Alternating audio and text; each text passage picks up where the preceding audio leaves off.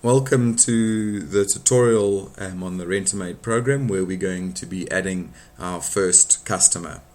So let's open up our program, log in, and select the customers menu item on the left hand side. That will bring you to this screen. We don't have any active customers at the moment, so we're going to click on add new customer. It pops up with the add new customer dialog box, and we can add our first customer. So we're going to call our first customer James. It's a Mr. and it's James, last name Smith. You'll notice that we've got this display name here. This basically allows us to, for instance, if it was a company and we were adding them as a company, we could say the display name was the Web Elite. If we leave it blank, it's actually going to use the first name and last name as the display name, which is what we want in this case. We can give them an address,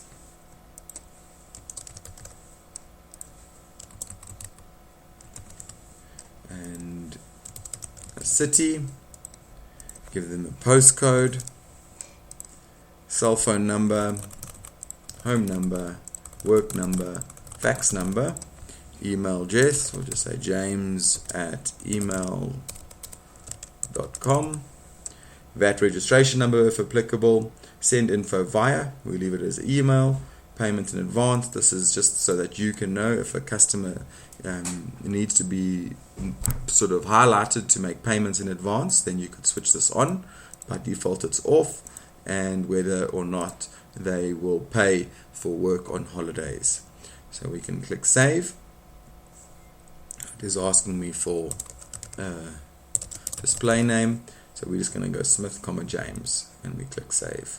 You'll see there now it has added Smith James as the customer. Again, here it makes it very easy to toggle between customers. You just click them and it will load the information on the right hand side. If we had more customers here, we'd be able to double click on them and bring up the next customer's information. Under a customer, we've got obviously the general screen, which shows you all the information. It's nice, it tells us the date that they were registered and who they were registered by, and then obviously we could update or change any of this information. Again, we can add a note for a customer. We can also choose which service type this customer will use. So this is the important part, obviously, because this is how we'll be able to book a maid against them. So at the moment this customer isn't set up to use any service types. If we click add service type, it will bring up the service types that we've added under services. We only have 2 service types there. So we're going to select maid. We can then see what the default charge was when we created that, and if we need to make an adjustment for this specific customer, this is where we'll do it. We could say that, you know what, they need to be charged 230 Rand as opposed to 210, and it will save it. So whenever this customer uses the service maid, they will get the new charge. So it doesn't mean now that we need to create a specific service type for this customer. They can use the default maid customer but receive a unique charge for that service. But we're going to leave this as standard. We're going to leave it as 210. The employee for the service gets the standard rate, 160. Again, we could adjust it if we want. And how the system works is it remembers the amount it's adjusted by.